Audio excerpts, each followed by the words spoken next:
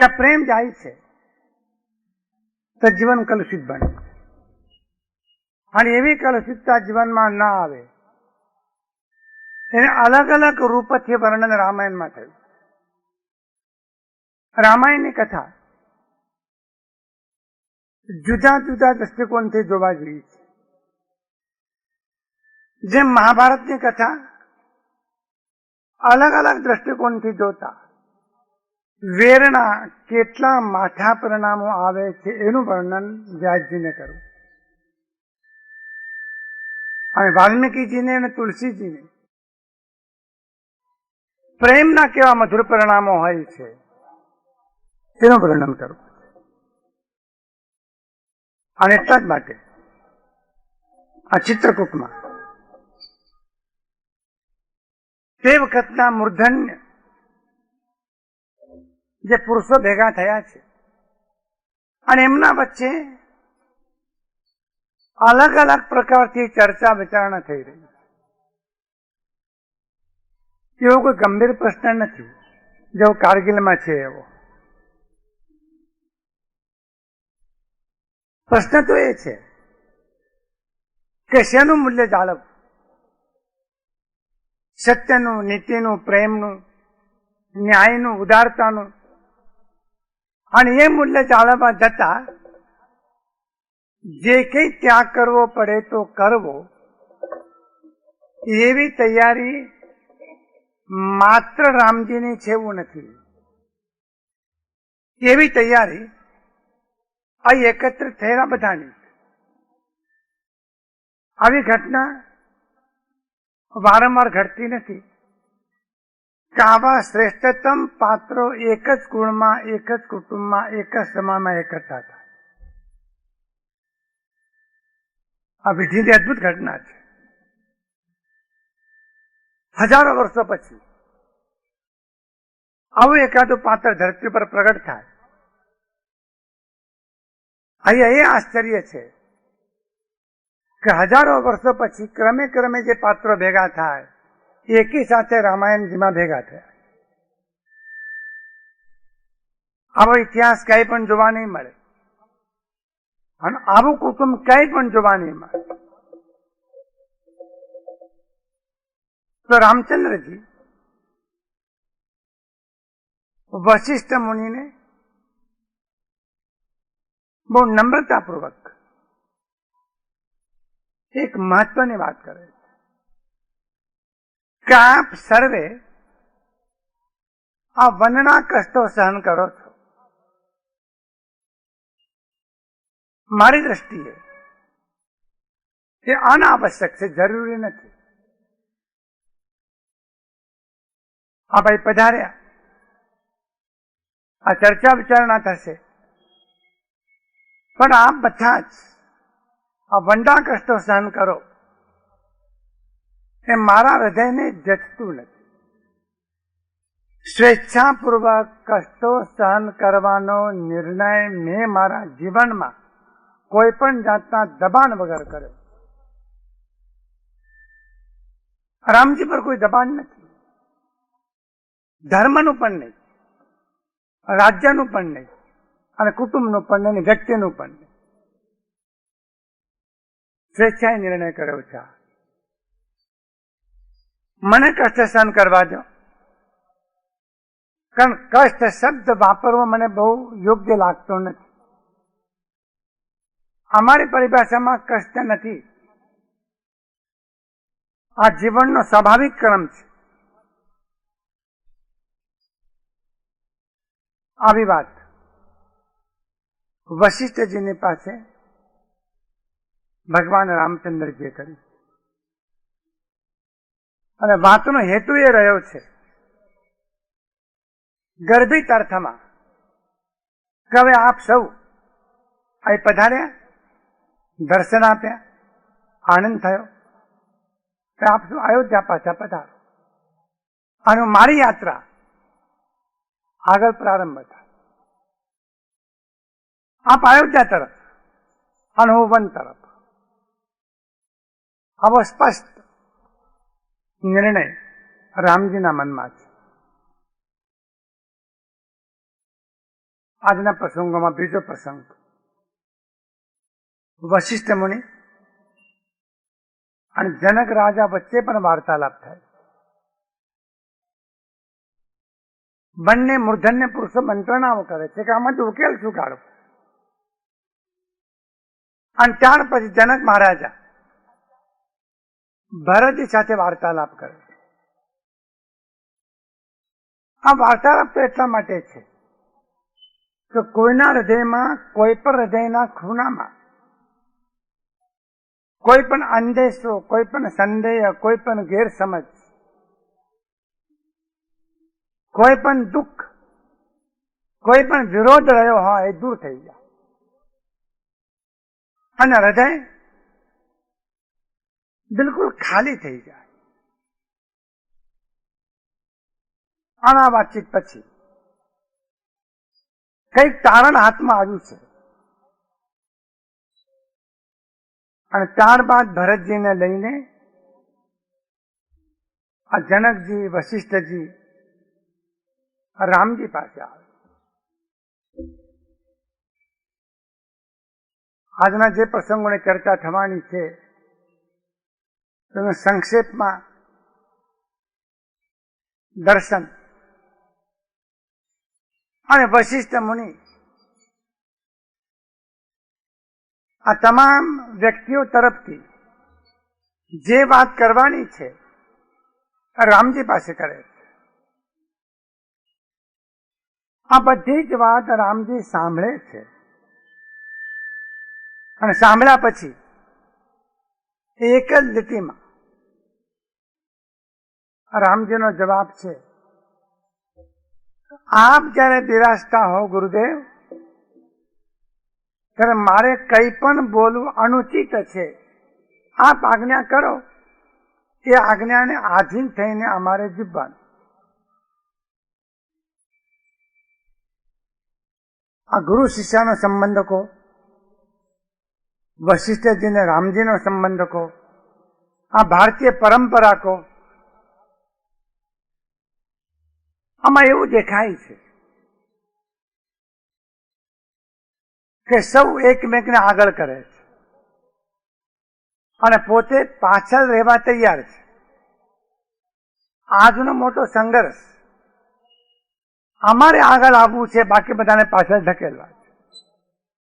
આ સંઘર્ષ અહીંયા નથી.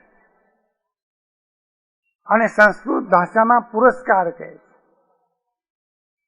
પુરસ્કારનો અર્થ બીજાઓને આગળ કરવા અને પોતે પાછળ રહે.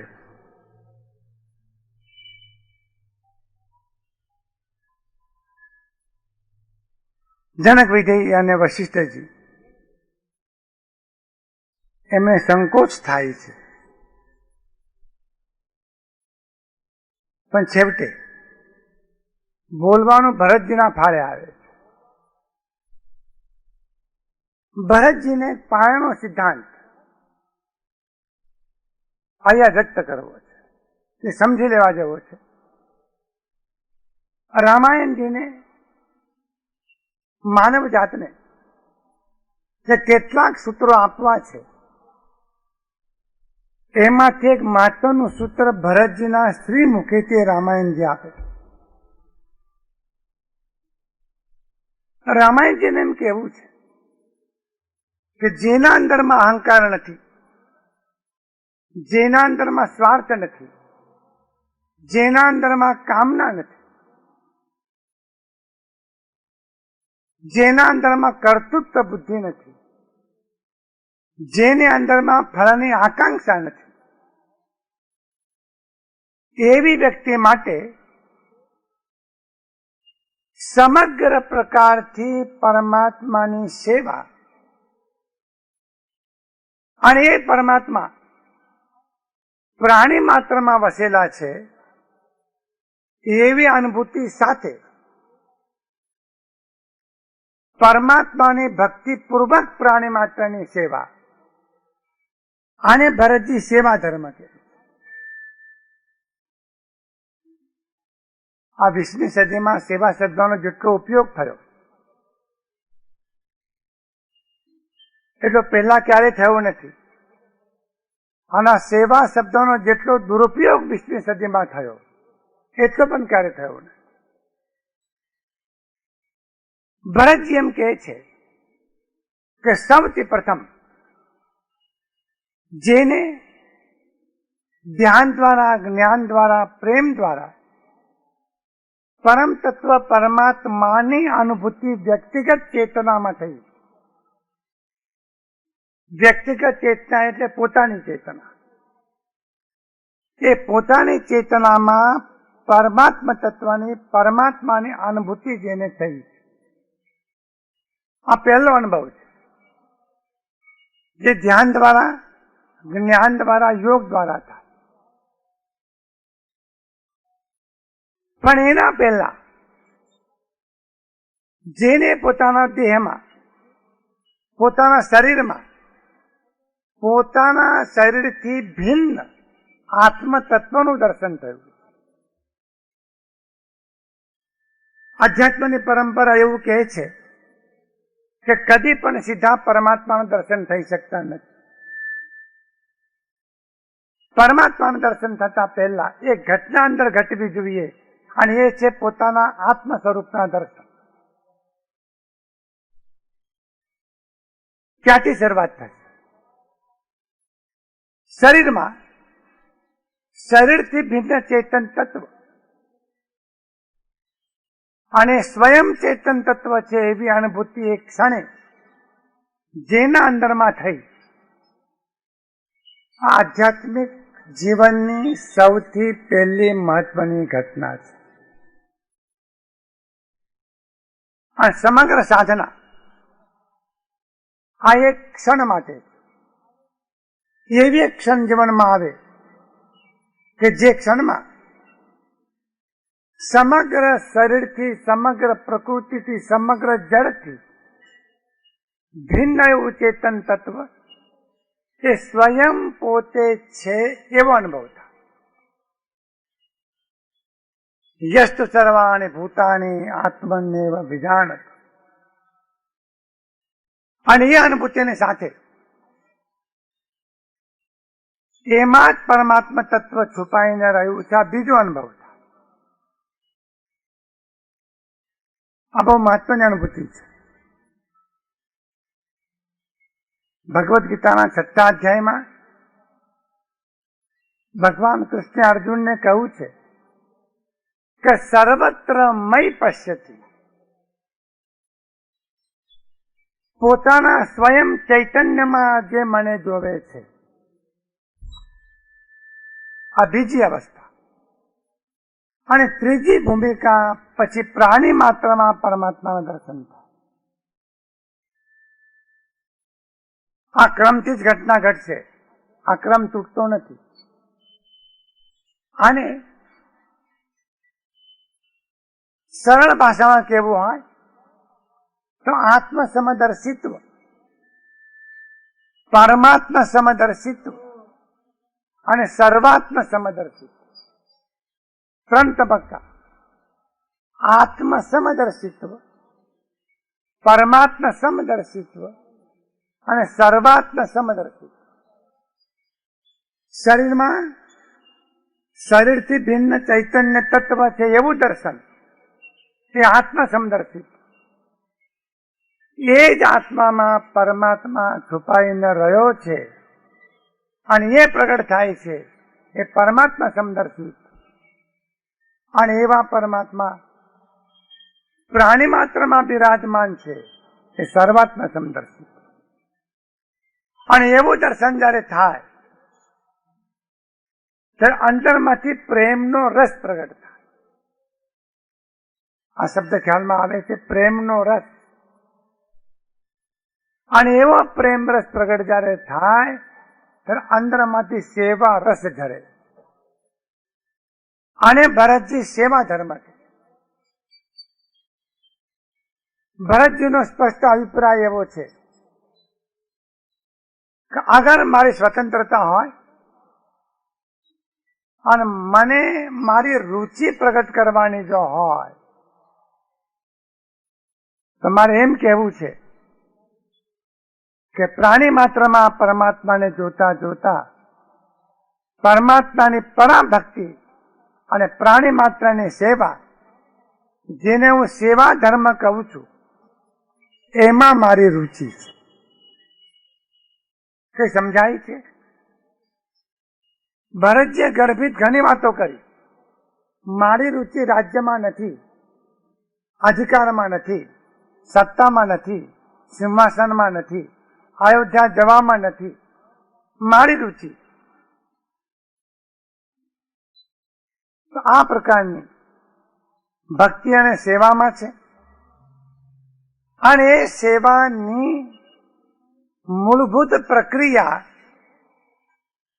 માત્ર આજ્ઞાપાલન. ભક્તિ અને સેવા એ બંનેનું વ્યવહારિક સ્વરૂપ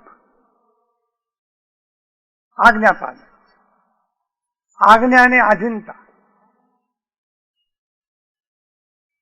અને આવી આજ્ઞાની આધીનતા એ મારો ધર્મ છે, એ મારી સાધના છે. મારી કોઈ પસંદગી નથી, મારી કોઈ નાપસંદગી નથી. આવી એક વાત અને એક તત્વની વાત ભરતજીને અહીંયા કરવી.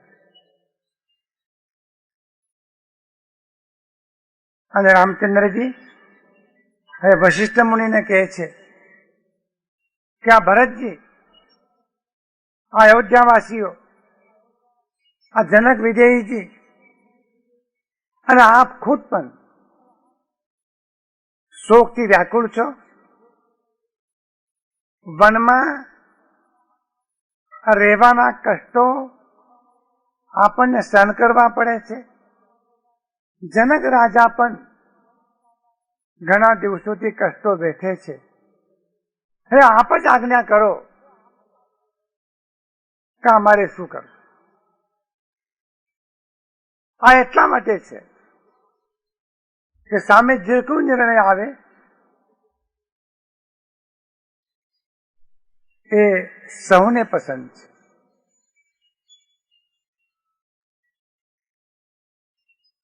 વશિષ્ઠજી આ પ્રસંગે એક મહત્વનું સૂત્ર કહે, સો સુખ કરમ ધર્મ જરી જાવું, જન રામ પદ પંકજ ભાવું, જોગ કુજોગ જ્ઞાન યગ જ્ઞાનું, જનૈ રામ પ્રેમ પરધાનું.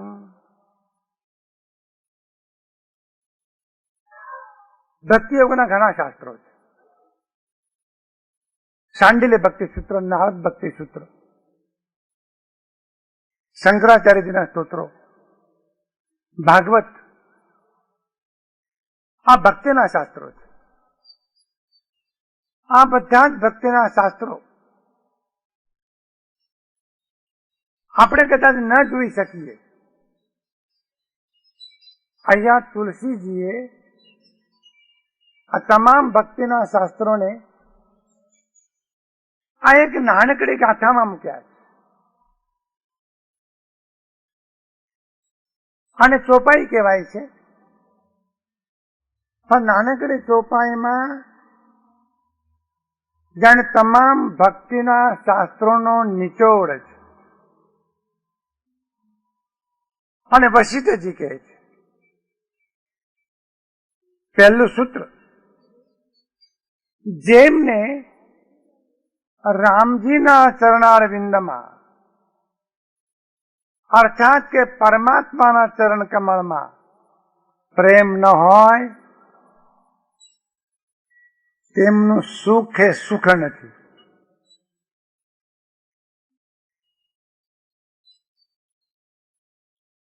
પહેલા વાક્યમાં જ વાંધો છે આપણને. વશિષ્ઠજી એમ કે છે કે રામજીના ચરણોમાં અને પરમાત્માના ચરણારવિંદમાં જેમને પ્રેમ ન હોય એમના સુખે સુખ નથી, ગમે તેટલા સુખ હોય તો પણ. એમના સત્કર્મો એ સત્કર્મો નથી. ગમે તેટલા સત્કર્મો કરતા હોય તો પણ વાક્ય સમજી લેજો. વારે વારે પુનરાવૃત્તિ કરીને કહીએ છીએ કે પરમાત્માના ચરણાર વિંદમાં જેમને પ્રેમ ન હોય એમના સત્કર્મો ગમે તેટલા હોય તો પણ સત્કર્મો નથી. અને પરમાત્માના ચરણાર વિંદમાં જેમને પ્રેમ ન હોય એમનો કહેવાતો બહારથી ઉત્કૃષ્ટ દેખાતો ધર્મ એ ધર્મ, સમગ્ર ધર્મ એ પરમાત્માના ચરણાર વિંદમાં પરમ પ્રેમ હોય એમાં જ. નરસિંહ મહેતાએ આજે એક વાત કરી, સકલ સુખ શ્રી હરિના ચરણમાં, સકલ સુખ શ્રી હરિના ચરણમાં. અમારું બધું સુખ એ પરમાત્માના ચરણાર વિંદમાં. અહીંયા શબ્દ વાપર્યો છે કે પરમાત્માના ચરણાર વિંદમાં જેમને પ્રેમ ન હોય એમનું સુખ એ બળેલું સુખ છે, એમના સત્કર્મો એ બળેલા સત્કર્મો છે અને એમનો ધર્મ એ બળેલો ધર્મ છે. જરી જાવું શબ્દ વાપર્યો, જરી જાવું એ બળેલું છે, તેનું મૂલ્ય નથી. આ ભક્તિ માર્ગનો ઠામ નિર્ધાર છે. અને ગમે તેવી યોગની સાધના હોય, ગમે તેવી ધ્યાનની સાધના હોય, ગમે તેવી તપની સાધના હોય, ગમે તેવી જ્ઞાનની સાધના હોય, ગંભીરતાથી પ્રશ્નો વાતો ખ્યાલમાં લેજો. પણ જેમાં આપણા ઉપરનો પ્રેમ પ્રધાન ન હોય,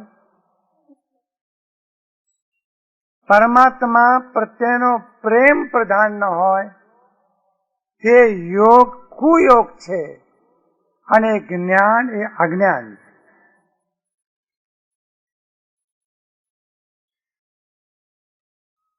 જરા ઘૂંટી ઘૂંટીને વાત થાય છે.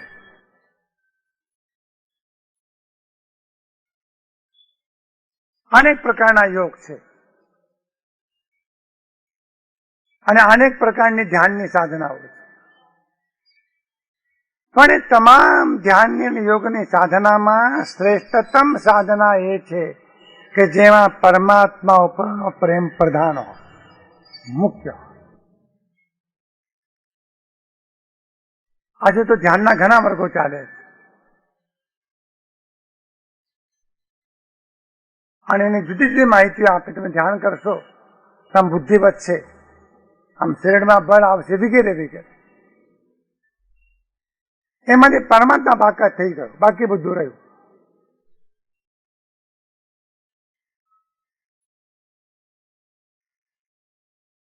વશિષ્ઠજીએ કહ્યું કે રામચંદ્રજી, એ જ્ઞાન અજ્ઞાન છે કે જે જ્ઞાન પછી પરમાત્મા ઉપરનો પ્રેમ પ્રધાન ન હોય, શ્રેષ્ઠ ન હોય. પ્રધાન એટલે શ્રેષ્ઠ. શા માટે વશિષ્ઠજીએ વાત કરી છે? એમને એવી સ્પષ્ટતા કરવી છે કે આપ જે કંઈ પણ નિર્ણય લેશો એ નિર્ણયનો અમલ કરવામાં કોઈના પક્ષે કોઈ પણ જાતની મુશ્કેલી પડે એવી નથી. કારણ કે સૌના હૃદયમાં પરમાત્મા પ્રત્યેનો પ્રેમ જ પ્રાધાન્ય સ્થાને છે. રામાયણ જેનું ફલિત આ છે. એક સૂત્રમાં રામાયણ કેવ્યો હોય તો આ સૂત્ર છે. અને પછી વશિષ્ઠજી કહે છે કે આપ કહેશો તો અમે ચાલ્યા જઈશું. આપણા વિયોગથી અમારું જીવતર અસહ્ય બનવાનું છે, અમે જાણીએ છીએ. અને આપ પણ જાણો છો. પણ આપ આજ્ઞા કરશો કે તમે અયોધ્યામાં જાઓ, તમે એક અક્ષર પણ નહીં બોલી.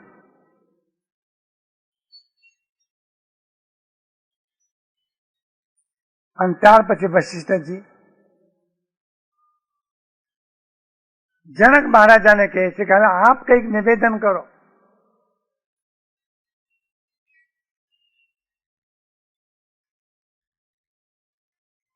અને નિવેદન કરવાની વિનંતી વશિષ્ઠજી પૂર્વ ભૂમિકા બાંધીને કરે છે કે જનક વિજય,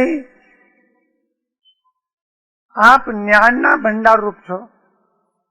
જનક વિજયને કહે છે આપ નિપુણ છો, આપ પવિત્ર છો, આપ ધીરજ વાળા છો, અને ગમે તેવી મૂંઝવણ ઉભી થઈ હોય એમાંથી માર્ગ કાઢવાના માટે આપ બહુ જ કુશળ છો. ઘણી વખત માણસ એકાંગીન થઈ જાય છે અને ભરતજીનો સ્વભાવ, રામજીનો સ્વભાવ એને આપ જાણવા વાળા છો.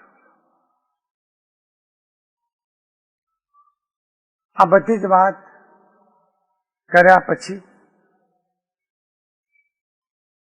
જનક વિજય બહુ સ્પષ્ટ શબ્દમાં કહે છે કે સત્યવ્રત વાળા અને ધર્મ રુચિ વાળા એવા રામજી પોતાના સ્વભાવને છોડીને કંઈ પણ કરે એવું અમે ઈચ્છતા નથી. સમજાયું આમાં? જનક વિજય કહે સત્યવ્રત વાળા અને ધર્મ પર રુચિ વાળા એવા રામજી જે કંઈ પણ કરે એ અમને ગમે એવું કરે એ કહેવાનો અમારો આગ્રહ નથી. અને પોતે પોતાની ધર્મની રુચિ ન છોડે, પોતે સત્યવ્રત વાળા છે એ સત્યવ્રત પણ ન છોડે. આનો અર્થ શું થયો ખબર પડી કે વનવાસમાં જવું હોય તો જઈ શકો છો એવું નથી કહેતા. જનક વિજય એવું નથી કહેતા. આવું કહેવા જતા વનવાસ વચમાં આવતો હોય તો નિરૂપાય છે. પણ મૌલિક વાત તો એ છે કે સત્યવ્રતમાં ભંગ થાય એવું અમે નથી. ગાંધીજી એક વાક્ય કહેતા હતા કે લડત સ્વરાજ્યના માટે છે માના નહીં, પણ સત્યના ભોગે મને સ્વરાજ્ય જોઈતું નથી. છો ને ગાંધીજીને કોઈ યાદ ન કરે આજે, કારણ ગાંધીજીને યાદ કરવા લાયક માણસો રહ્યા જ નથી. પણ જો ગાંધીજીને યાદ કરવા જ હોય તો ગાંધીજીનું આટલું વાક્ય જ યાદ કરે. ગાંધી એમ કહેતા હતા કે સત્યના ભોગે મને સ્વરાજ્ય જોઈતું નથી. કેટલી મોટી ધીરજ! 60 વર્ષનો જીવન સંગ્રામ ગાંધીજીએ ખેડ્યો. બ્રિટિશરોની સામે 60 વર્ષ લડ્યા અને 60 વર્ષમાં અનેક કષ્ટો એમને સહન કર્યા. છતાં એમ કહેતા હતા કે મને આ સ્વરાજ્ય સત્યના ભોગે જોઈતું નથી. આ એક આધ્યાત્મિક તથ્ય ગાંધીજીએ કહ્યું, પારમાર્થિક તથ્ય ગાંધીજીએ કહ્યું. એમના મન સ્વરાજ્ય કરતા સત્ય શ્રેષ્ઠ હતું અને અમારા મન સત્ય કરતા બાકી બધું શ્રેષ્ઠ છે. વાત તો ગાંધીની જ કરવી પડે. જેને ખોટું કરવું હોય એને પણ ગાંધીની જ વાત કરવી પડે. એને આડો રાખીને ખોટી વાત થાય.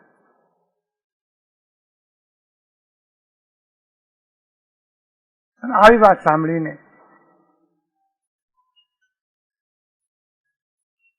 ભરતજીને આનંદ થયો. અને તે વખતે ભરતજી એમ કહે છે કે બહુ સારું થયું, આવા પ્રસંગે આપ વિદ્યમાન છો.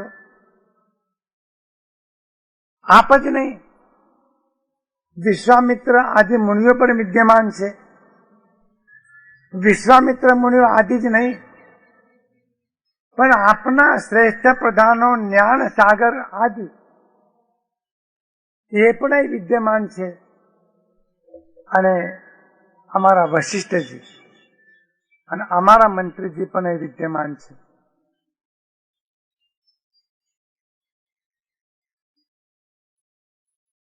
ભરતજીને એમ કહેવું છે કે શ્રવણ ની ક્ષમતા જેનામાં નથી એવો બહેરો માણસ, એને જોવામાં જ રસ હોય. કાન તો છે નહીં, સંગીત સાંભળી ન શકે, એને રસ જોવામાં હોય. અને જેની પાસે આંખો નથી, અંધ છે, એને સાંભળવામાં જ રસ હોય. બીજું કરે શું? તેમ ગાયન અને નૃત્ય એ બંને આ વ્યક્તિઓ માટે પરસ્પર વિરોધી છે. તેમ પ્રેમ અને સેવા ધર્મ અને સ્વાર્થ બંને વિરોધી. ઉપમા સમજાય છે. જે માણસ બહેરો છે એને સાંભળવામાં રસ નહીં પડે,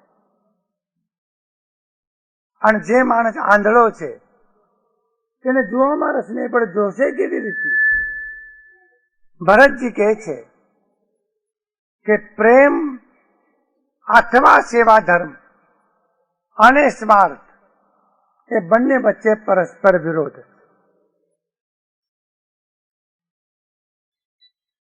એટલે એટલે કે ભરત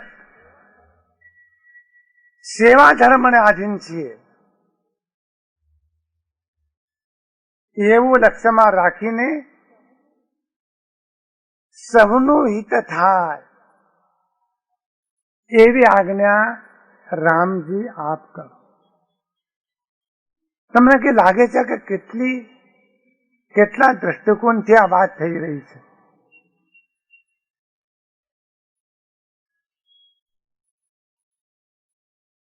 અને આ વાત સાંભળતા ભરતજીની માગણીમાં બધા સંમત.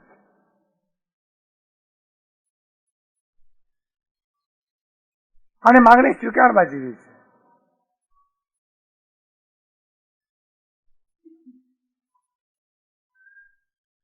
પણ બંને વાતો સ્પષ્ટ છે કે રામજીને સત્ય ધર્મના ભોગે કશું કરવું નથી. જે ધર્મ પોતાનો સ્વભાવ છે એને મૂકીને કશું કરવું નથી. રામચંદ્રજી પહેલી સ્પષ્ટતા કરે છે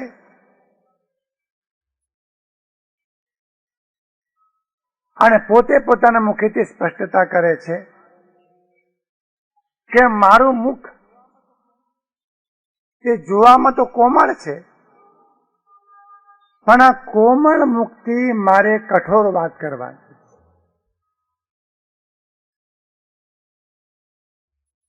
મુખ તો મારું કોમળ છે, પણ મારે જે વાત કરવાની છે કઠોર વાત કરવાની.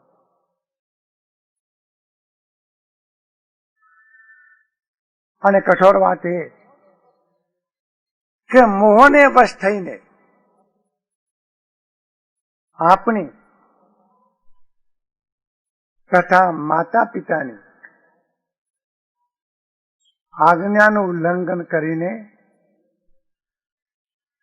અહીં આવ્યો છો એવું આપ માનતા હશો, પણ ભલું અને ભૂ એ તો અપેક્ષાએ નક્કી થાય, સાપેક્ષ છે. આ જગતમાં શું નથી? અમરપણું આપનાર અમૃત પણ જગતમાં છે અને ઝેર પણ જગતમાં છે. પણ વિવેકી માણસ ઝેરનો ત્યાગ કરીને જેમ અમૃતનો સ્વીકાર કરે છે, તેમ રામજીને એમ કહેવું છે કે બાકી બધી જ બાબતોને ગૌણ કરીને મારે માત્ર સત્ય ધર્મની જ ઉપાસના કરવાની.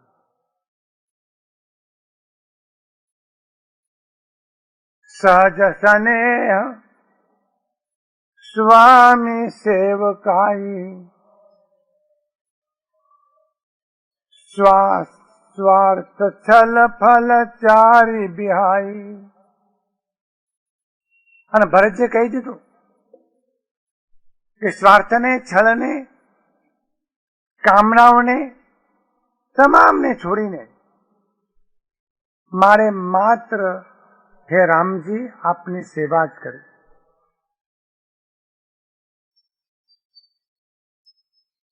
આટલું બોલતા બોલતા ભરતજી પ્રેમવશ થઈ.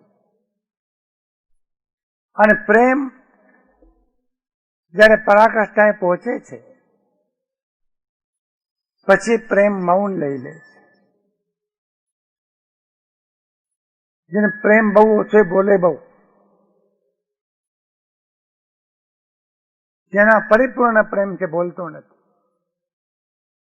પ્રેમની પરાકાષ્ઠા એ મૌનની અવસ્થા. ભરતજી મૌન થયા છે અને એમની અપૂર્વ ભક્તિ જોઈને એ પરસદામાં, એ સભામાં જે બેઠા છે એ બધાએ પ્રસન્ન થયા છે. જનક વિજયની વાત પૂરી થઈ, વશિષ્ઠજીની વાત પૂરી થઈ, ભરતજીની વાત પૂરી થઈ. હવે આ સિવાય બીજા કોઈ બોલનારા નથી. આ બધી જ વાતના અંતે ભગવાન રામજી હવે પોતાનો અભિપ્રાય પ્રગટ કરવા, મંત્રણાનો ઉપસંહાર થાય છે. અને ત્યાર પછી ભરતજીને રામજી આજ્ઞા કરે અને આજ્ઞા સાંભળીને ભરતજી પરમ સંતોષ અનુભવે છે. અને ત્યારબાદ ભરતજી ચિત્રકૂટ તીર્થ જોવા જાય છે અને ભરતજીના રાજ્યાભિષેકની વિધિ ચિત્રકૂટમાં જ થાય. રાજ્યાભિષેકની વિધિ પછી ભરતજી બંને હાથ જોડીને ઉભા છે અને રામજીને કહે છે કે મારા યોગ્ય મને શિખામણ હવે આપ આપો. એ શિખામણ રામજી આપે છે. અને છેલ્લી બહુ મહત્વની વાત ભરતજી કરે છે કે મારી સમગ્ર ચેતનાના આધાર રામજી આપ. મારા શરીરમાં 3.5 કરોડ રોમ છે, તે રોમે રમણો આધાર આપ છો. મારા અંતરથી, મારા હૃદયથી આપ દૂર જઈ શકવાના નથી. આપના હૃદયથી હું દૂર જઈ શકવાનો નથી. પણ આ સાકાર દેહનો વિયોગ વર્ષો સુધી મને સહન કરવો પડે. ભરતજી વાત કરશે ત્યારે અદભુત વાત કરશે. આ સાકાર દેહનો વિયોગ મને વર્ષો સુધી સહન કરવો પડશે. તે વર્ષો સુધી સાકાર દેહનો વિયોગ હું સહન કરી શકું એવો કોઈ આધાર આપ મને આપો. અને એવો આધાર મેળવવાની ભાવના જાણીને રામચંદ્રજી પોતાની પાદુકા ભરતજીને અર્પણ કરવાના. અહીંયા ચિત્રકૂટનો પ્રસંગ સમાપ્ત થશે આવતા રવિવારે.